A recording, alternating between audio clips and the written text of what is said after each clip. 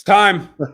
We're not fighting, but somebody's ready to fight. It's ready to rumble time for the Kansas City Chiefs, for Travis Kelce in particular. I think the Raiders fans got a little under his skin. I'm ready for that. Patrick Mahomes, they have to be ready because this season is going to flow through them. It should evolve past them. We're going to talk about all that tonight and answer all of your questions live on RGR Football.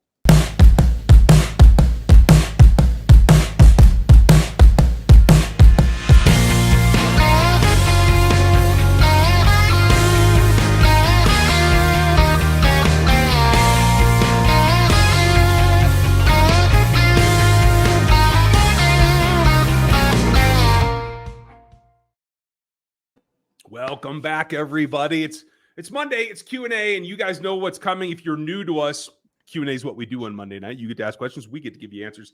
Like, sub, hit the bell. Like the video, subscribe to the channel, become one of us here at Rogue Nation, and hit that bell so you know what happens. You got to turn your notifications on in general for the YouTube app, whichever app you're in as well. That always helps. Now, if you don't know us yet, he's Dan Harms. I'm Ryan Tracy. This is RGR Football, and this is Chiefs-centric. We will cover other aspects of the league, but this is Chiefs Kingdom on Monday night, doing our thing.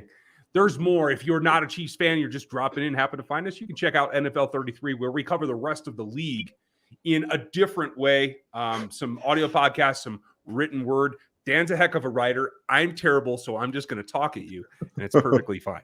But welcome. I hope you guys are into it, because my theme for the night, and we'll get to your questions here momentarily, but I think it has to be a little bit more of an edge from the get-go, especially the 3 weeks to start the season, particularly knowing the Chargers are on the roster, right?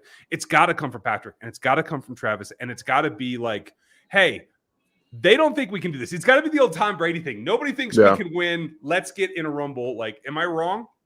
No, and I think it's specifically important for Travis Kelce to have that mentality, because he got beat up a lot last year. I think he's kind of PO'd about it. I think he was PO'd about it last year, and it kind of showed. He started to have some good games here and there, but the majority, he's got to kind of figure out how to now play a little bit more physically at the line of scrimmage for himself, because teams are going to keep doing it, and they have to kind of find a way around it, whether it's maybe working him off the line a little bit and getting him some free releases, maybe a little bit more H-back for him. We'll see.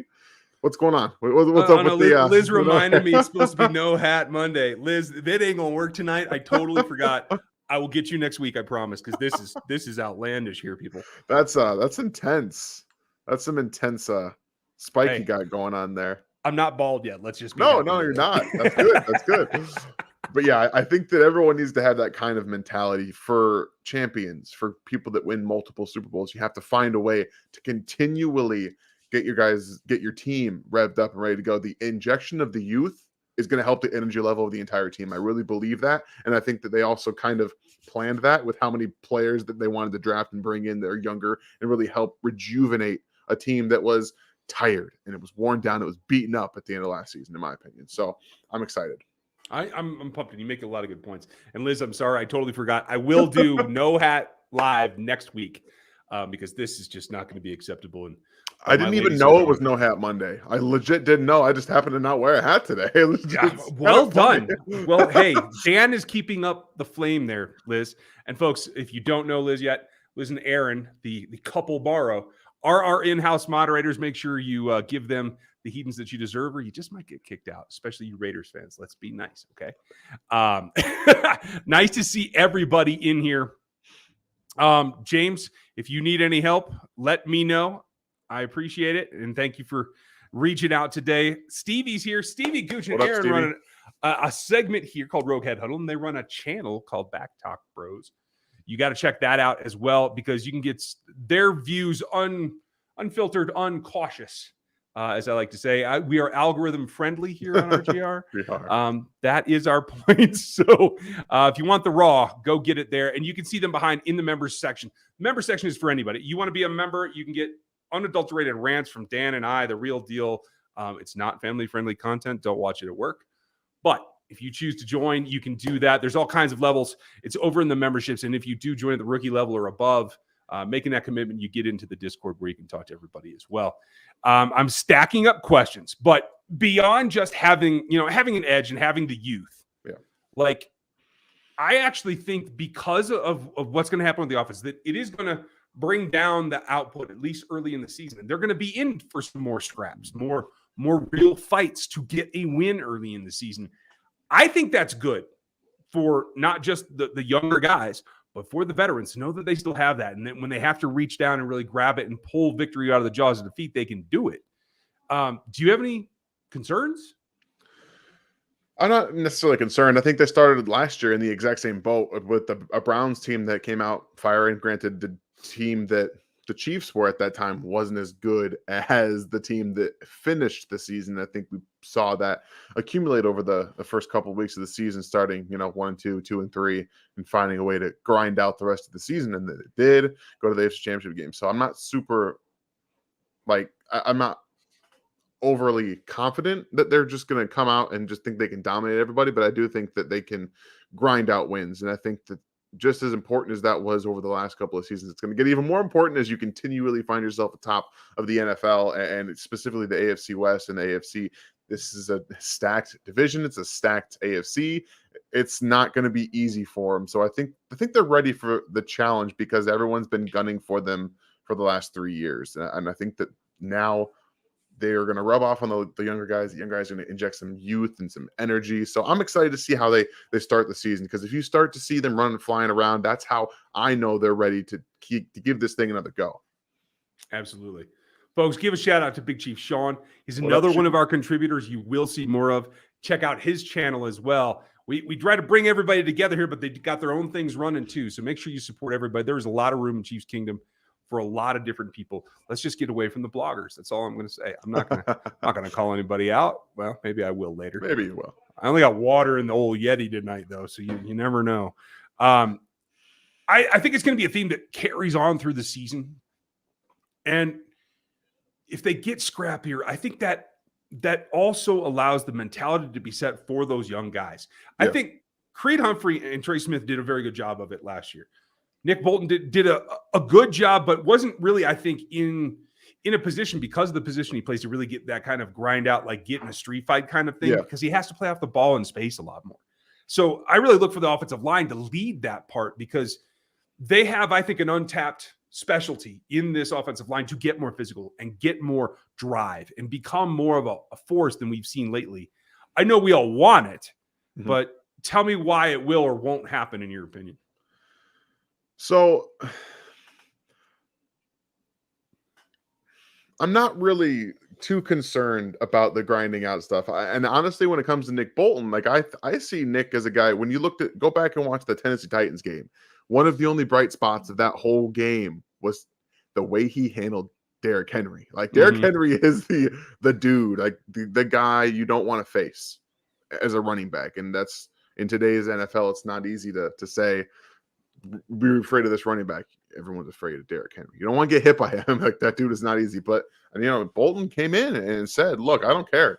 I'm going to do this. I'm going to take advantage of it. And I think that the offensive line and the way that the defensive line hasn't necessarily been that mentality either. It might be up to these linebackers to be more of the gritty and the get in their face kind of thing and take advantage of some of the holes that are being given. So I have confidence in them being able to do that. And the offensive line also, it was a road grading offensive line. We've seen it. So I'm excited to see how they continue to develop that. And the right tackle battle is going to be fun. It's going to be interesting to see how that works out. But the young guys along the offensive line, along with Tooney, and I'm assuming that, Atlanta Brown's going to be there. So it's going to be different. This is going to be a brand new kind of putting a different tone setting on this entire Chiefs offense than defense a little bit too. So this might be an entirely different team than we've seen the last couple of years.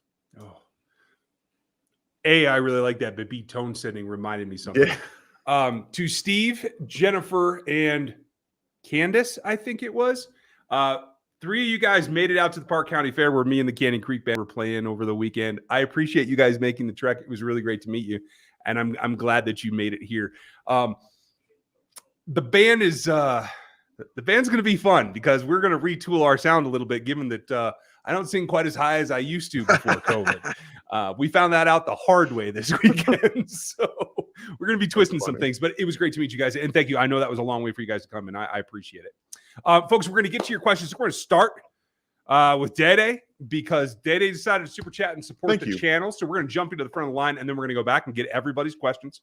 No problem. But Day, thank you for the support. We appreciate it. If you guys want to support the channel, this is the easiest way to do it.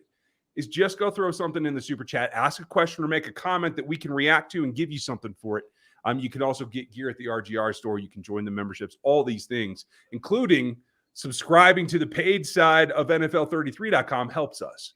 And it helps us grow our commitment. In fact, I'd like to know from the comments, what you guys think of Gary? Did you like the first video? He's coming back with more. We're growing the thing. We're changing the thing. It's going to be a bigger family here at Rogue Nation. I'm kind of excited about it. But Day, you're a big Sooners fan, and it hints that OU in the name. Yeah, okay, I got it. I thought it'd be all day, but that's fine.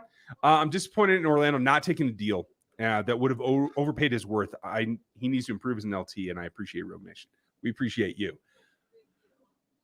I am a little surprised that the Chiefs went out of their way to make the number, the calling card that he wanted, and still wasn't able to get that done. I don't blame Orlando, though. I think this is on the agent being probably a little more stiff in the negotiation than he should be because he's new at it. As you fall into a rhythm in the NFL, you find about, hey, I'm going to ask for all this, but I know I'm coming down to this. Mm-hmm. It feels like that just didn't quite happen because of the newness of it. Am I wrong? No, I think that the way that ended up, you can tell that they were like, here, we'll give you the average that you were looking for. But when you actually look at the contract, we're saying at 19, that tells me that you as an agent didn't do a very good job of negotiating. Like you said, getting up to that 2021 solid with guarantees stuff. That probably would have been what the Chiefs offered if they had done a better job of, negotiating and figuring out the middle ground, the guarantees, things that he wanted. Because when Orlando turned it down and said that the guarantees weren't where he wanted, why did the agent not communicate that properly? That seems like more of a disconnect between the agent and the front office than it does anything else. Because I would imagine that Orlando didn't tell them up front, how many guarantees. It's supposed to be up to the agent to do that. So I'm with you. I don't think it's necessarily his fault. I got no issue with him turning it down because I do think that after this year, he's going to earn what he's looking for in terms of the 21. The 23 solid, I don't think he's going to get. That's just not going to happen. And it shouldn't happen because he's not a top 5 tackle. But again, he could prove that he's worth the 20 and 22 up to that. So we're going to see how that unfolds this year. And I believe that he'll earn it because I think he will earn it at that point. Because at a certain point, who cares 8 through 5? Who cares 8 through 5? Pay the person, solidify your left tackle spot, solidify your quarterback defense, and you'll be fine. So yeah, I got no issues with it. Okay. I'm with you. Thank you, Day. Appreciate you. OU. Is it just me or is Karlaftis being undersold by many? When you don't have surrounding talent like he did, he got double tripled a lot, which is true. And he still finished right at the top in terms of pressure. What was he, 18th in pressures created? I think something like that, yeah. Yeah, it's solid. And Clinton, I agree with where you're coming from. When you are the focus of an offense's game plan to take you out of it, it certainly changes things. But it's also a very significant jump to NFL talent. So I think we have to just kind of plan it in the middle. I don't know that he's being undersold. He probably doesn't get the attention he deserves. We're not underselling him, but we're also not pumping him up unnecessarily until we see him on the field. Yeah, that's the biggest thing, I think, is that what we have to go off of is college film. Okay.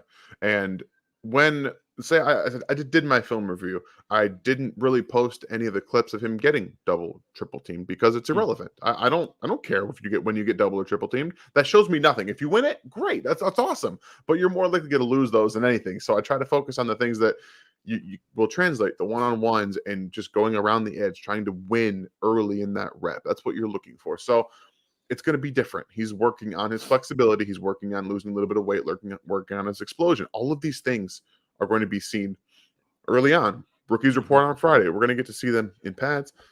Next week, when the veterans report, we're going to actually see the work he's done being put to use and on the field. So that's really all that matters right now.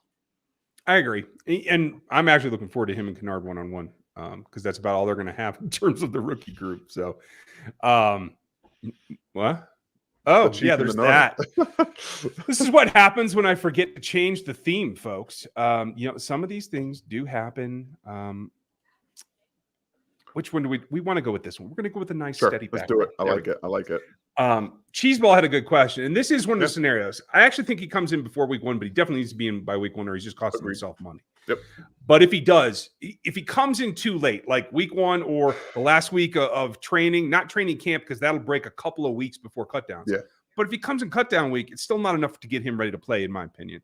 So who would start for him in your estimation right now? Who do you think starts at left if he doesn't go? Right now, it's got to be Joe Thuney. I don't think there's no confidence in Lucas Niang. We don't know because he's right. I would imagine if he's healthy, he's the backup. Ideally, that's what you're looking for. I don't think Kennard can play left. I think he's a right tackle and then a guard. So that's what we're going to look at. And I think that right now, that Joe Thuney played last year, and it was a game. Yes, it was one game. But he is the guy you would have to slot in there. You fill Nick Allegretti in at left guard, a guy who's played in the NFL, has experience, actually played pretty well 2 years ago on that offensive line. And that's probably where you're looking at in week 1 if Brown does not wait and doesn't play week 1 or waits to sign the tag. Yeah. The other option would be if Andy is reluctant to change 2 positions out and move Joe out, then I think they might try to go with Wiley because they trust him, and then they can let Kennard go there. I know Christian took all the OTA snaps as the backup left. Yeah. Let's see if that continues in camp, and we'll have a better idea in a couple of days, honestly, after the veterans report. We'll let you guys know. Thank you, Cheeseball. Huckleberry, say that we were able to pick up another edge or 2 for depth. What would you think of the ceiling for the defense would look like? Picking up an edge, it depends who it is. Can they be productive in pass rush? You could pick up an end. Can you pick up a guy who can make a difference? It's pretty limited right now. I'd still probably lean towards Dunlap. Would you? Do you think he can make a difference? I think he can give you some explosion off the end. That's what I think he could do. He's got a little bit more spark if he's healthy than other guys that are free agents right now. I think that especially because he's been hurt the last couple of years, so he's got less tread on the tire he's looking for. So I think Dunlap makes the most sense. But the ceiling for this defense is going to be the exact same no matter who they bring in, unless someone does what Robert Quinn has done in his career, which is have a late season, explosion, which you can't predict. So that's my especially if it's free agency. If they were to trade for Quinn, I'm sure we'll talk about that later in the questions, you guys. It would make it easier to maintain the ceiling. I don't know that it pushes it much. I still have them as the topping out in the 15-16 kind of range, which will be good enough to get you to an AFC championship. Agreed. If you have the middle of the road defense, this offense gets you to an AFC championship. Ruben, what would you think will be, or who do you think will be the wide receiver when the Chiefs decide to run a 4 tight end set? I'm hoping it is Sky Moore. If they're running 4 tight end, I doubt that it's Sky Moore because you have to have something a little bit different. Yeah. Those guys don't get away from the line of scrimmage as fast as wide receivers. So you're looking at either Hardman or MVS is my thought, to have a stretch element or somebody who can get in the way downfield a little bit easier. That's exactly who it would be. It would be one of those 2 guys. You're not going to have Juju out there who can't get off the line right now, at least not to my knowledge. We'll see in training camp if he can be a little bit better at that. But I would imagine probably starting with MVS because he has that X body. Yeah, I'm with you. Let's see. Brett, thank you. What up, Brett? Do you guys think that Karlaftis has the potential to be the caliber of player Jared Allen was, even though we have not seen him in action yet? That is a heavy burden. Yeah. To put on a rookie, much less a player. I think people forget how elite Jared Allen was and how rare a guy who never played organized football in high school. He was a homeschooled guy, and then he came out and then he just knows how to play football. Like he just learned how to be elite. So I don't think you can put his name there with a Jared Allen without seeing him. It's so different. Like it's and they're drastically different on their college film. Yeah. Completely different. But I will say this. Jared Allen became Jared Allen in the NFL. He didn't walk in as that from college. Correct. So if he can have the kind of development path and the work ethic and the desire that Jared had, then there's no reason he can't. Because talent-wise, even though their style's very different, I would say coming out of school, they're not that different in terms of total production value. They just play the game in a different that's way. true. So for me, it's about his development path from here forward, not what he walks in day 1 to camp with today. Brett. But hey, cross your fingers. We'd Yeah. like to see it, right? Adam, do you agree with Big Chief Sean that Brown needs to prove his worth? I do. I think this is an opportunity, this kind of thing, and good for the Chiefs for not, letting it get out of hand, because they have a tendency to want to get a deal done, and they'll inflate things even more so to try to make it look better. I think this is like making it a prove it deal for Orlando Brown, I think, is probably as good as a prove it deal for anybody else. So let's see it. Put your money where your mouth is. Get on the field and be better, and then we'll talk about paying you through the roof. And I think that's a good scenario. It's so important. I think, just not just for the team, but for himself. He played better towards the end of last season. He was up and down for the majority of it, but to have a full season of being as good as you were for like the last 8 games of a season is more important for the players' confidence going forward, because then you have that leverage. Say, look, I just did it all season. I'm worth this much now, and he's going to be. I believe he's going to be able to do that. So we'll see. Yeah, I'm with you. Do you think that they will trade for Quinn? No. I don't see how they can now. No cap space. Cap's at what, 12? Or is it lower than that now? I think it's got to be lower because he's 13 or 16 against, isn't he? Yeah, he is 16.6. So, Terry, no. Right now, there's no way that they could, because I believe that put them underwater by $8 million. So they'd have to cut someone else in order to accomplish that. There are very few guys on this team to save you $8 million by even releasing them, and you don't want to get rid of any of those guys. There's no Dan Sorensen contract on this roster anymore. So I think that the failure to get Orlando signed put the end to the Quinn thing. Now, if they release him, that's a whole different deal. Yeah, that's much different. Then you're wheeling and dealing, and you're trying to get him to come for a championship, and I think that is a possibility, but I don't know that Ryan Poles is going to let him walk. Christo, how do you scale the wide receiver group from this year to last year? Okay. I do it like this. Last year was this with Tyreek and a bunch of dudes. Now it's this. Maybe this. I was about to say, as much as I think that the depth and the overall ability has leveled out, Tyreek is Tyreek, and you can't guard him. I think you can individually guard every single receiver on this roster. So I would say, like you said, this is probably what they were at here. I would probably put it right here. Yeah. I still think Tyreek just adds that different element, but it's an improved roster from 2 down. Right. 2 through 6 are better group than 2 through 6 were last year. Overall, that's still a drop off, but it may affect the offense in a more positive way than just the wide receiver group. Madman, thank you. Do you think that the LBs and safeties got faster and hit tackle better? Just in terms of missed tackle percentage, they definitely improved as a whole now. The LBs are quick. Rose isn't like a blazer, but Chanel is fast. His change of direction is good. Cook runs a 4.3 in training, so like he's as fast as a corner. So that definitely improved. And I believe Justin Reed tested out just a little bit below Tyrann when they were both coming out of the draft. But compared to Tyrann last year versus Reed here, he's faster. Yeah, for sure. So overall, I'm feeling good about it. Mitch Holthus spoke to KOAM and said that he won't miss Tyrann in production or leadership. What's your opinion, Dan? From last year, yeah, I don't disagree with that at all. But I think if we look at an overarching concept of what Tyrann Mathieu did, I believe he was a key contributor in changing the course of the franchise on the defensive side. I think that they had a different fight when they first came in. Obviously, at the end of his time, much like the rest of the defense, they were getting old, they were getting tired, and it was hard to replicate the energy level they had when they won the Super Bowl. But I don't disagree from last year to this year. It's going to look much faster, and I think that the safeties are going to play a better role. And also, you don't have Dan Sorensen. I'm going to tell you right now, if Dan Sorensen wasn't on the team last year, Tyrann Mathieu would have been way better.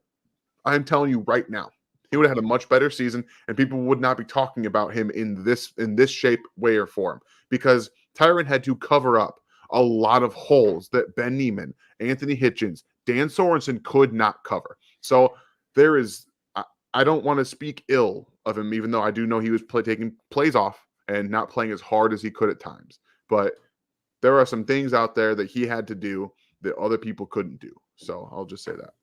And I think it affected his ability to lead. And Yeah, his mentality. He Yeah. was like, what am I supposed to do? Like that when he's holding up his hands like this 3 games in a row, it's going to impact you mentally. Yeah, there's no way around it. Brett, do you guys think that the defense could be like the Seahawks defense where they could totally take away the pass and run with the pieces that we have? No. This defense is not anywhere close to that. The coverage is, I think, going to be better as a whole, but until you get the pass rush to balance it out, it's not going to be that effective. And quite frankly, except for Noddy, this team's going to let you run on them, and they're going to dare you to win by running. Yep. I don't think they even plan to try to take away the run. No, Jerron Reed was a big dude in the middle. They said, you can go. I mean, they're pretty comfortable trying to stop the pass as much as they can and saying, eventually, we're going to get you in a 3rd and long. And then we're going to start throwing bodies at your quarterback and just make you assume that you can't get the job done. And that's all that we've seen Spags only care about that over the last couple of years. So that's going to stay there. It's like he's Spags. Lee, thank you. Do you see the Chiefs redoing contracts like Chris Jones to create cap space? They could go to Jones and ask for that. They could go to Patrick and try to do something else. I don't think Patrick will happen for sure, but Chris could do it. I don't know if there's many other options that you could really restructure. Tuning would probably be one of them, but even that's stretching it. So I don't know if there's a lot of room you can make by restructuring right now. Caleb, what will be the best wide receiver sets for Sky Moore? Oh, what will be the best wide receiver sets for touchdowns? Like what formations? I mean, I love Sky Moore and bunch, period. I don't care what the route combinations are. You get Jody Fortson or MVS out blocking for him and get him the ball quick. You got playmaking ability. What do you like for him? Give me Sky Moore initially off the line.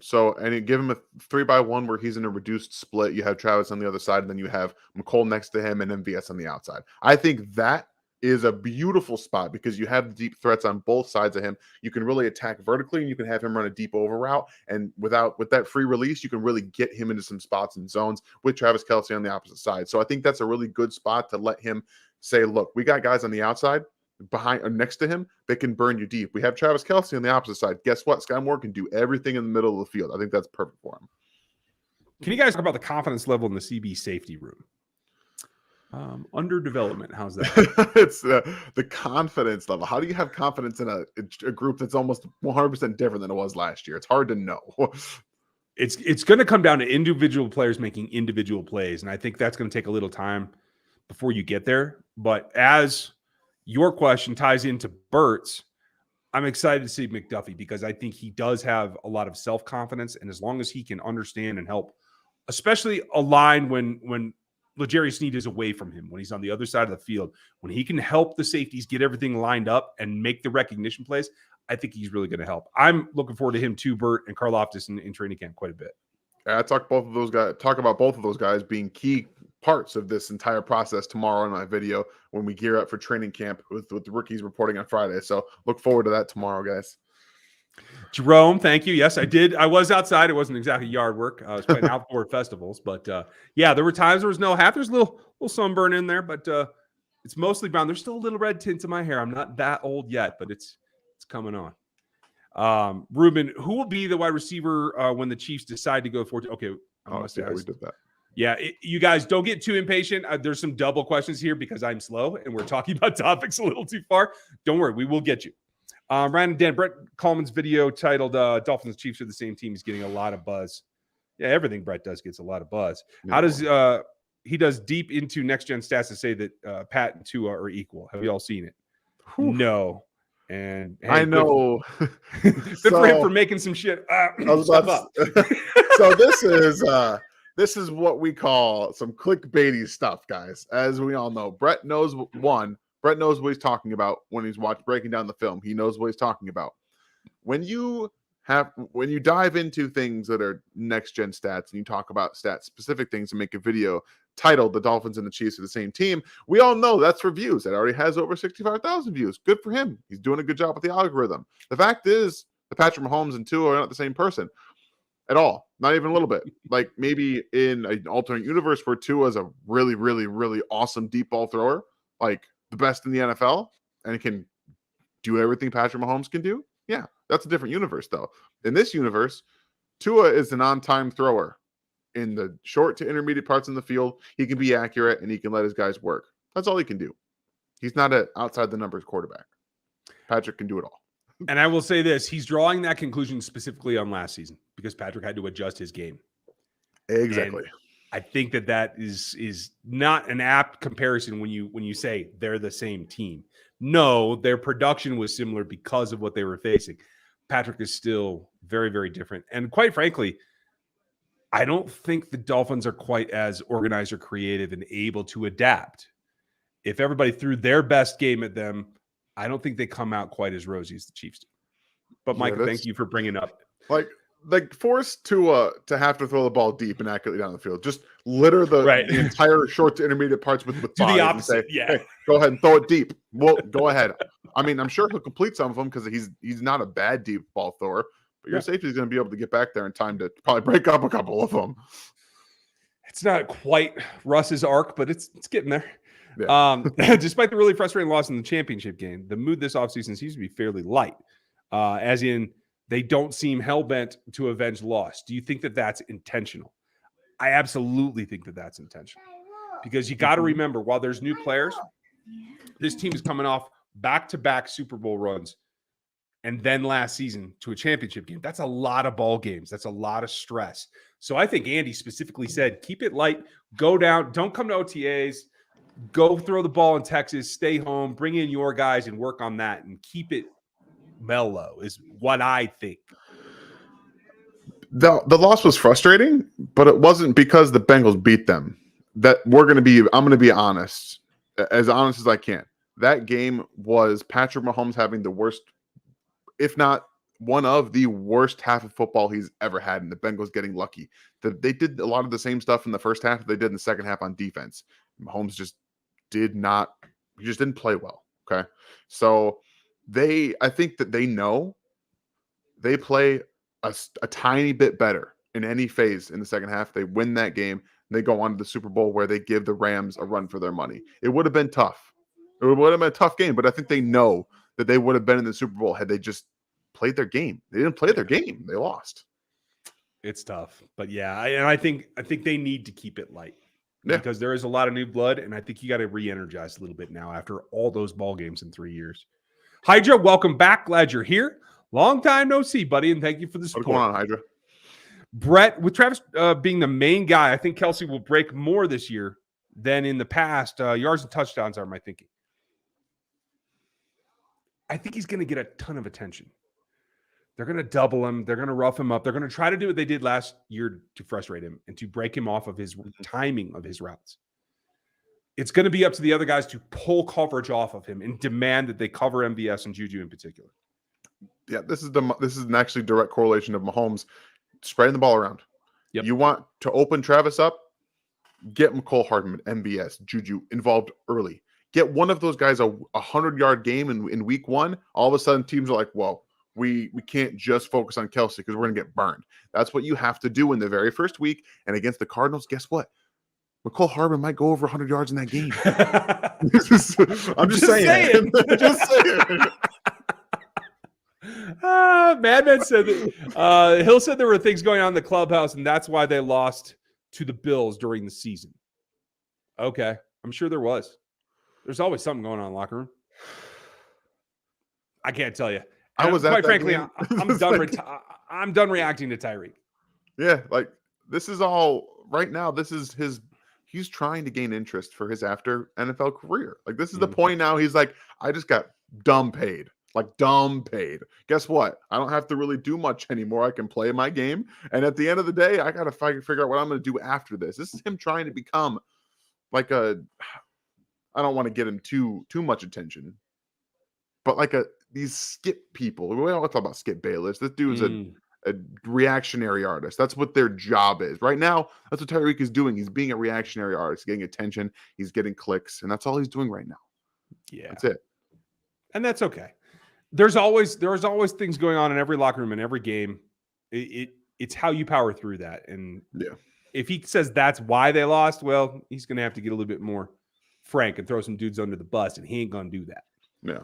I can't discard that I'm hearing what we're playing in Germany. Will Germany be our home away from home? I don't think so. And I have not had confirmation of that. I know the rumors going around, but I have not seen it in writing yet. And so till it happens, it may be a one-off. I know that Germany has a great football following.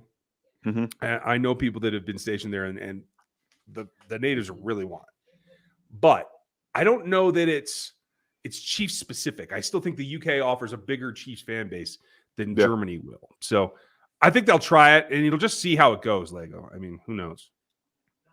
Let's hope so. I'm hoping not even it won't be this year. It'll probably be next year, right? I think that's what we've seen that they play next year. Yeah. I haven't seen it scheduled out for real for anything. And I'm gonna let you take this one because my battery's about to go. All right.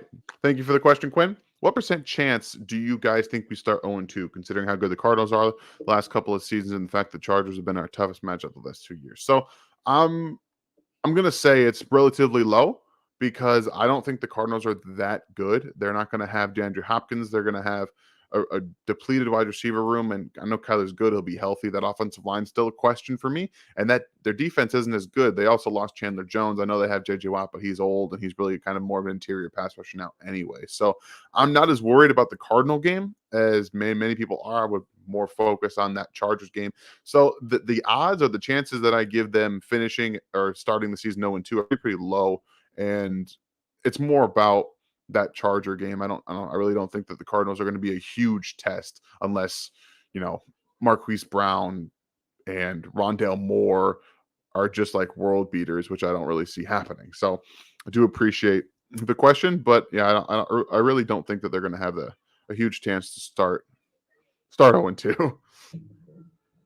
And since Ryan is still encumbered, I'm going to go ahead and answer a question here, and unfortunately I can't put it up on the board here, but thanks for the super chat, KL368, the $2. Gary was awesome. Love the statistic breakdown. Yeah, Gary's great, and he's going to be a lot of fun for this channel. It's going to bring a different element that Ryan and I don't spend a whole lot of time on. I'm trying to do a little bit more statistical analysis, but Gary's been a huge statistical and analytics guy for most of his time, breaking down things and writing articles at AP. Now he's here. He's going to do those videos with us, so you're going to get a nice little injection of statistics and film, and it's going to be a lot of fun.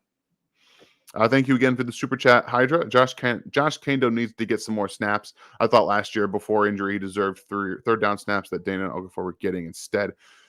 We're gonna see about Joshua Kando. Is he fully healthy? Is he developing? Because last year he had some good moments. I did my little film review earlier in the offseason about things that he was able to bring in terms of pass rush, and where he actually beat Rashawn Slater multiple times off the edge. I think that's really good to see. He has some tools. It's all about getting the box together and figuring out what you do well and what he does well, and getting that time sped up. The biggest thing for young pass rushers, in my opinion, is developing that speed clock in your head, because when you're in college and you're against lesser competition, you can really see they don't always have to be, speed combination from their rip, their club, everything. They have to continue to go with their counters. In the NFL, you have to, because these tackles are way too good. So Kando has a lot of individual elements that are unique and that really allow him to separate himself from other young players, but he never has that continual ability to string moves together. He gets stuck just like every other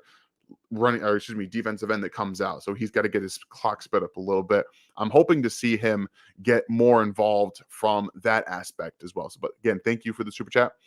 Thank you, Tom, for your super chat. Do you think that with this youth on the D line that we'll start to see some nasty in the D, like we will play loose and ready to take no prisoners? Yeah, I don't think that there's anything to suspect that they won't be able to have more fire, some more speed, some more nasty to their game. I think that's what they want to do.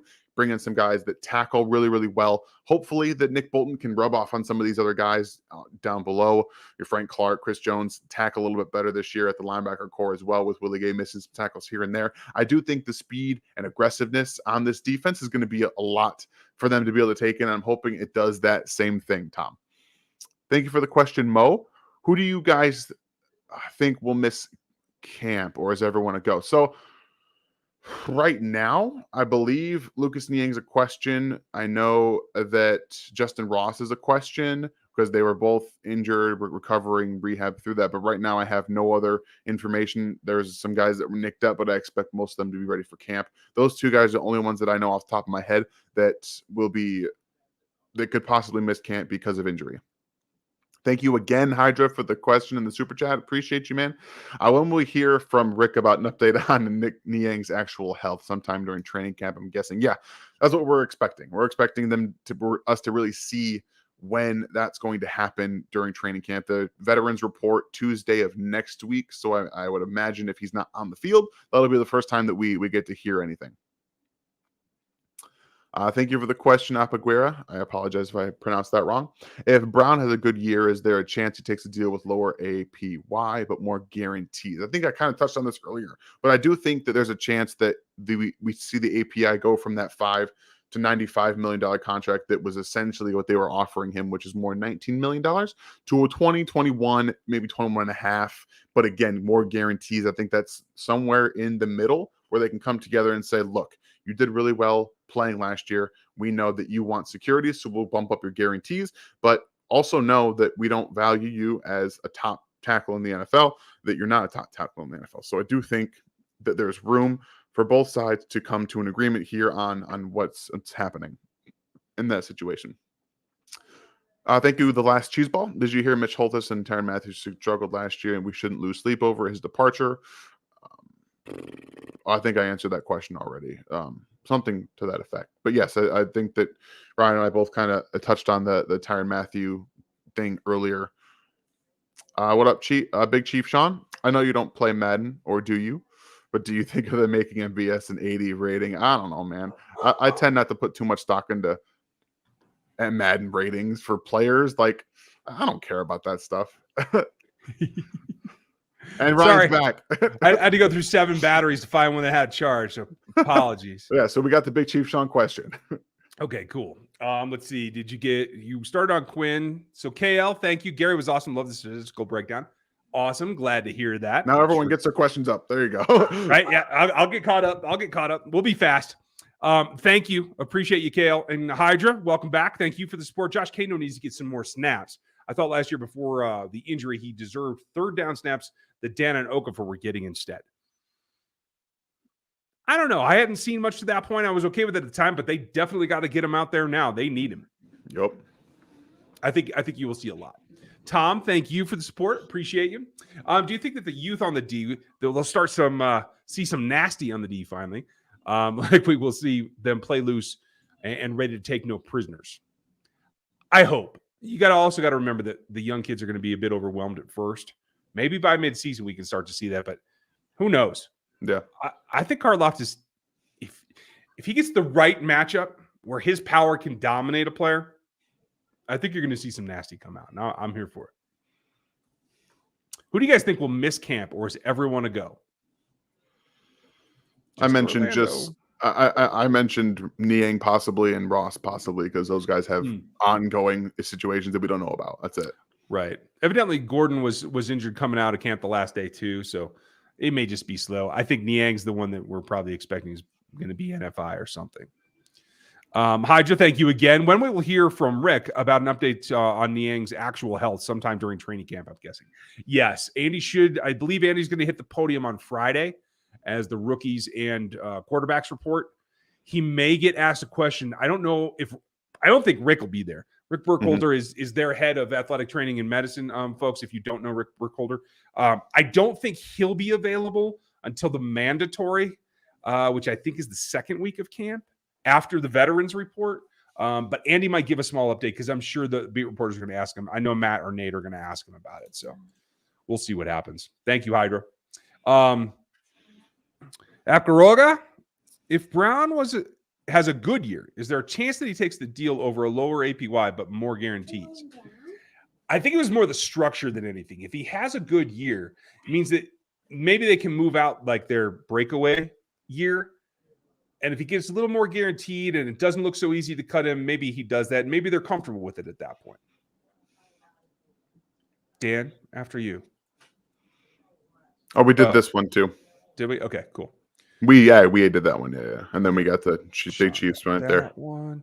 Say Hardman does have a breakout season, 80 catches, 1,000 yards, and 8 to 10 TDs. What contract do you offer him if you're in the front office? That's a tough one. I mean, one season. It's one season of proof, right? Like it's hard. I think you have to let him understand it. Tell him like, look, this is 1 year. Maybe I would look at a 2-year contract, probably pushing 9 to 10 million a season. Give you that because we've seen you're able to do it. Okay, so now we need to see a little bit longer. Maybe you talk about extension after that first year of that contract to really give yourself some leeway. Say, okay, we know you did it once. Try to do it again. You know what I mean?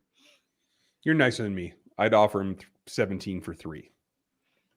I know of what guys like Christian Kirk are going for, so it's still a discount. Yeah, okay, fair enough. If Kelce plays like he did against the Bills, should the rest of the league watch out?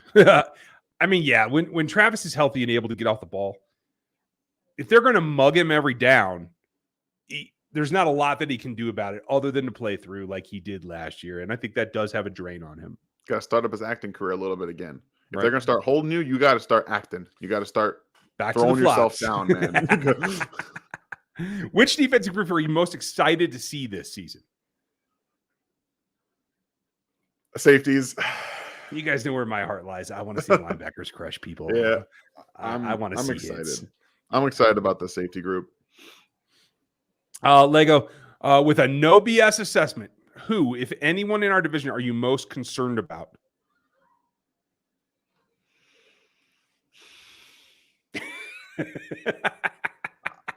I'm just going to say it just because of Justin Herbert. It's going to be the Chargers, and that's the only reason, because of Herbert. I think Herbert's that good. He is that good. So, yeah. It remains to be seen whether they can stay healthy. That's why I'm not going to say them. But I am going to say this. I think Russ bounces back. Yeah. And I'm concerned about their wide receiver core being a challenge. And I think they might surprise some people. Yeah. No BS. There's room there. Yeah. There's room. Micah, great pod. Thank you, sir. Thoughts on how Frank Clark's weight loss will affect his pass rush skills? Hopefully he'll get off the dang ball. I almost did it again. You almost did it again too. Funny enough, guys, my film room on Wednesday is going to be talking about Frank Clark, the guy that has been over the last couple of years, what he was able to do in actually a finite stretch at the end of the season last year, and what his weight now this season could actually do to help him. So we'll see. Well, and I think with his increased mobility, he should be able to be more effective in what he wants to do. You see him come off the ball, make a strike, and then do that kind of shake back and forth. That isn't really a move at all. It's so irritating. It's the worst. His little shimmy that does nothing and no one's afraid of. He's just like no one cares. So he should get a spin back. He should be able to rip and change his pad level more with reduced weight. Like all those things should help him, so he doesn't have to waste this motion that doesn't really help him get home. So I'm excited. Stevie, this is Roguehead Huddle and Back Talk Bros. Stevie, if you guys didn't recognize. Greater career possibility. Karlaftis improves his bend ability to turn the edge, or Orlando improves his foot speed enough to consistently dominate speed rushers. That is a great question. It's not close. It's Karlaftis improving his bend ability. You got to bet on the young guy, right? Because there's just so much more upside. Yeah. But I will say this. I think it will take Karlaftis more improvement to get to the level of Orlando Brown can get to with a little bit of improvement. You know what I mean? Just in terms of on-field play. But in terms of those two things happening, I believe Karlaftis is way more likely. Okay, that's fair. Here, answer this next one, and I'm going to stack the rest. Oh, Miss What's Holly. up? Oh, what's going on, Holly? No question yet, but good taste in beer, and yes, that is right. This is what I'm drinking tonight. A little. Is that the Sierra Nevada? Yes, it is. It's delicious. Yeah, I had more of their pale ales than I should have this week. Hence my comment about the singing range didn't happen as much. Hey, and Cole's got a very good point. Everybody say hi to Cole in the house. If the Chiefs do go to Germany, we will be there. Okay. I'd love I to hope be you're there. buying the plane tickets, Cole. Yeah, right. But I'm down. Germany is on my list. I have never been, so I'm happy to go. I was born there, but I was only there for 6 months, so I know nothing about it. No, it happens. What are you going to do? Thank you, Miss Holly. Appreciate your support. John, welcome back. The rest of the AFC West is tried in some big swings in free agency. If Chiefs struggle this year, do they try some of this, or do they stay with their draft players? I think that Brett Veach has shown that he has faith in his ability to evaluate, and they're going to stick with the guys that they brought in. It may be painful at first, but I just think free agency is slim pickings right now, and it's going to be for the season probably. Except for Odell Beckham. I'm just putting his name out there. I don't see it, but okay. Odell Beckham in October. I'm just saying. Come win another ring, play half the season, do half the work, Odell. It'll be great to have you on board. Chiefed up and chiefed out. Which of the Chiefs' top 5 picks has the biggest bust potential? 5 picks. That is Karlaftis, McDuffie, Sky, Cook, and Chanel. Biggest bust potential. I guess it really depends on your definition of a bust. Because outside of first-round picks, I don't necessarily, I guess, second-round picks. But behind that, like third-round guys, I don't necessarily think is busts. But the one guy, and I'm going to go against the grain here because I have to talk negatively about this guy at some point because you don't know what's going to happen. Sky Moore jumping from Western Michigan competition into the NFL. It's a big leap. He could just not figure it out. And I love his talent. I think he's a guy who's going to be able to do all that, but it's a huge jump.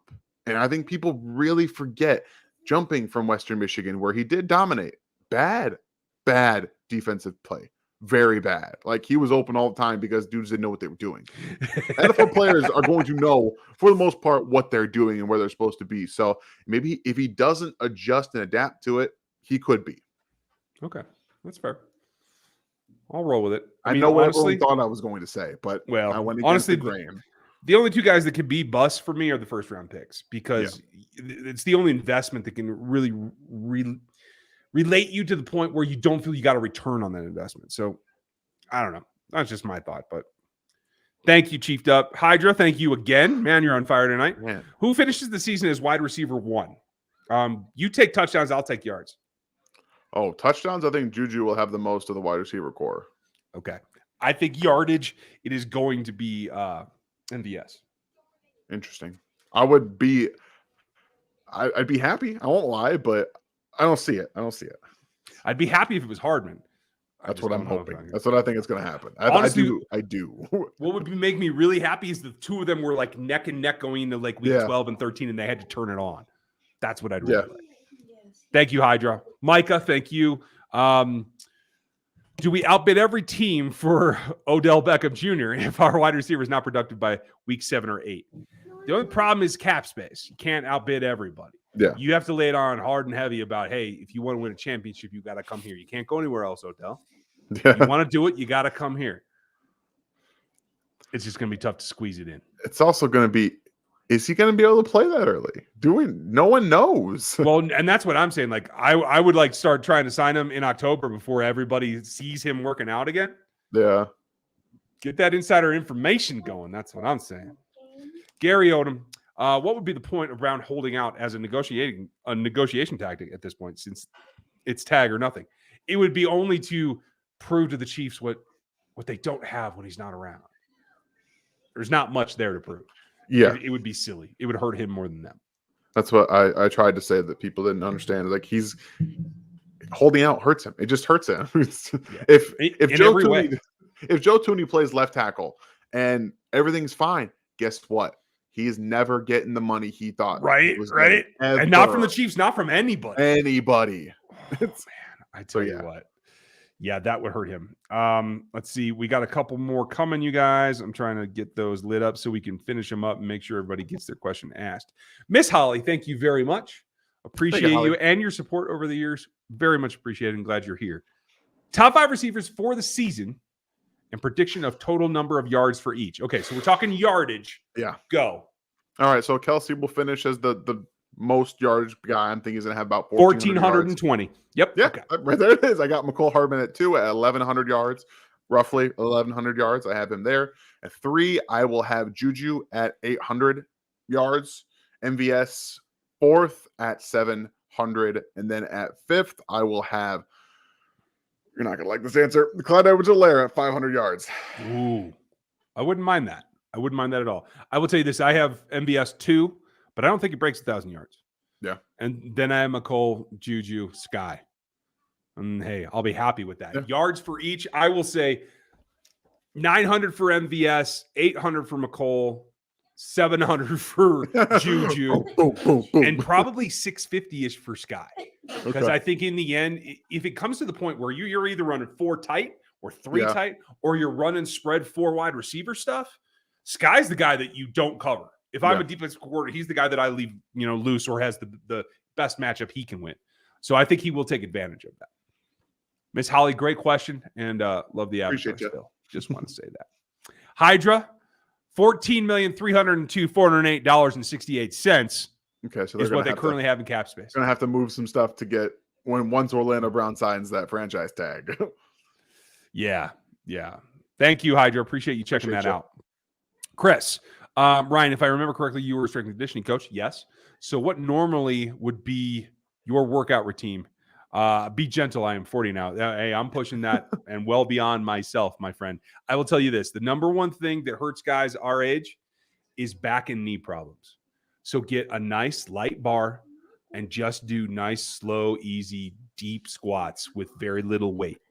Get that range of motion. Make sure that you can control it. You got to work abs. You got to work core, low back, and obviously glutes, hands, and quads to be able to do that. That maintains your mobility. Now, if you want to gain strength, then you got to get a little bit heavier. But I am fully versed right now in body weight routines, 80-pound bar or less that will get you that range of mobility and actually make you feel better as well. I do a series of complexes when I work out. My problem is I don't do enough cardio, and that's why I'm still fat. There's just muscle under it. So it is what it is. What's the ceiling for Jody Fortune? I like that this year. His fortune is high, and I would argue with Dan that if he thinks CEH could get 500, I'm going to be the guy that says, hey, Jody might break that and be in that top 5. I would love that. I would too. I know we all would. Hey, was Miss Avery all right tonight? Yeah, she's looking a little shy right now, actually. Yeah, not normal for her. You say goodnight, Avery? Want to say goodnight to everybody?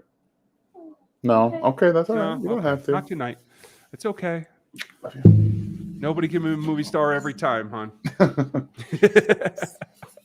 We know about what happened with Brown's end to prevent the deal from getting in. What do we know about? Is there something the team could have done better? Chiefs comments, it's an interesting question. I will take the position that they did everything they needed to do.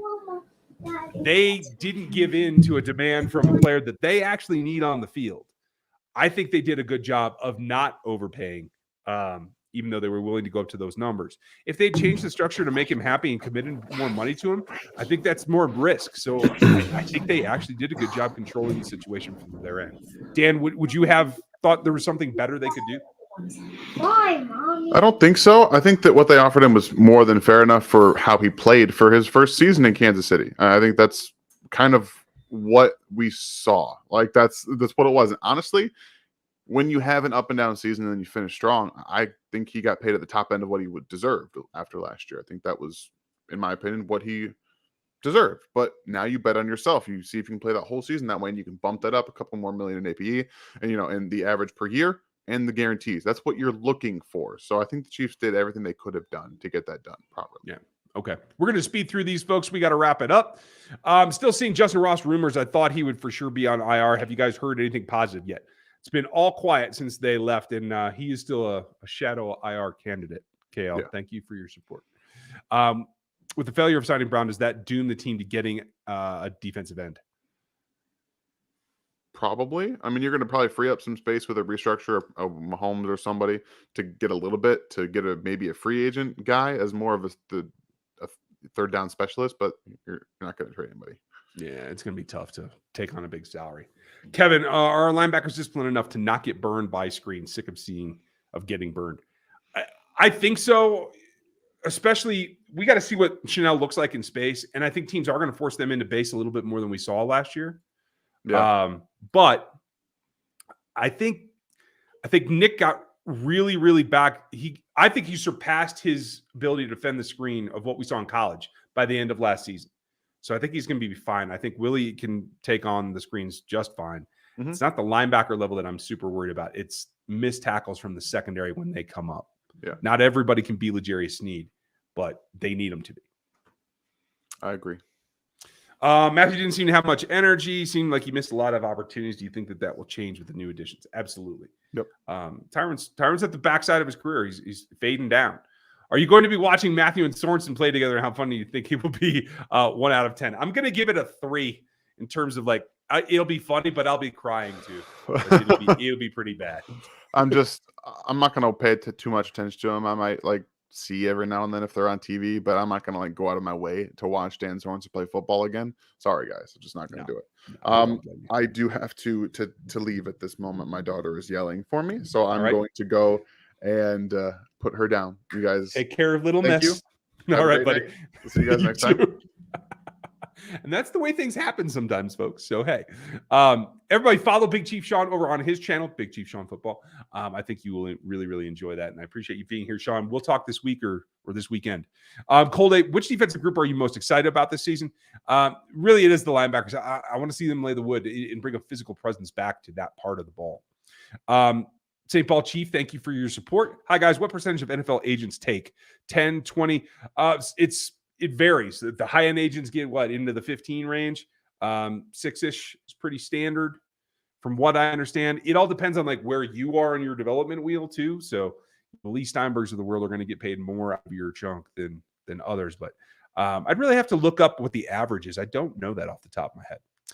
The overall size of the contract and the amount actually paid. Yes. I mean, it is the guaranteed money because if the player doesn't receive it, then they're not going to receive it. It is, I believe that is the standard for the NFLPA. Holly, oh yes, I did Gooch it earlier. It happens every now and then, folks. St. Paul Chief, sorry if you guys already covered this. Does Casey have an adequate backup if OBJ misses significant time or will there hold out? Can Jerry and Christian handle it? That's the big question. Can he, or will they let him, or were they going to put Wiley back over there because they do trust Wiley, even though he'd be playing significantly out of position on the left? But hey, we're going to find out. Knicks fan, glad you're back. Hope you're doing well. We'll always appreciate Tyrann Mathieu Super Bowl. You have to. Couldn't get it done without him. He's an integral part. But also have to say that it got bitter at the end and it didn't help the team like he could have. I will say that. Daryl, I'm so glad to hear you guys talk about our wide receiver group. I feel like Patrick is going to have an MVP year. He absolutely could. If they give him the kind of things that he's been practicing against and realizing, I think we could see the evolution of Patrick Mahomes this season. Thank you, Daryl. And thank you, Knicks fan, again. Can't wait to see what the defense does. Offense should be good. Yes, it's not going to be like 38 points a game, but I think if the defense can keep under 27, they should win. Gary had a great stat last week. When the defense, so far in Patrick's career, when they've held a team under 27 points, he's 40-2. 4-0-2. That's got to be the standard. You know, you gave up more against the Bengals. You shore up the defense, and Patrick's going to get it done, even without Tyreek. I do think that spreading the ball is a significant thing that can help them maintain their total offensive output, even though it won't be as many big splash plays. Stevie, thank you. Please super chat and help Ryan get a battery charger. Yeah. I lost one of the battery chargers in the move. That's one of my problems right now. Don't know where that thing ended up, but hey, what are you going to do? Knicks fan, thank you again. She's still the best team in the AFC till further notice. And you were absolutely right. Until they take it from you, it's yours. I firmly believe that. Dorian, thank you very much. All this talk about Sky Moore being a bust because he went to Western Michigan. Didn't Antonio Brown go to Central Michigan? I think that he did. Antonio Brown is the rarity. He is not the norm. So for every AB, there is 30, 40 guys from that conference that try and fail. And that's just the numbers. It just bears itself out. So it's up there. I think Sky is in a very good position, though, to be in this particular offense with this coaching staff. I think he's going to be just fine. I think he may turn into a true find when it's all said and done. Mo, that's what I said. A healthy Ross is better than Sky because Ross played against better competition. Yeah, but he plays in a much different way, too. He is a point of catch guy rather than a yak guy. And I think he's going to have to feel how he's going to make the difference. James, thank you for the support. Ross or Gordon, who makes the roster? Right now, my money's on Gordon and Ross to like IR magically because he stubbed his toe the last day of training camp or something like that. So they can keep him and develop him and make sure that his body's like completely 100% healed. I think that's what we're looking at. Let's see. We're going to wrap up any super chats, questions. Let's see. Steve is back. Got him. Wyoder's back. Got you. Daryl and Tom, thank you guys. We'll get these on screen in just a second. Okay. So here we go. Steven, thank you very much. Glad you're back. Do we have enough draft capital to trade up for an LT in next year's draft? Absolutely.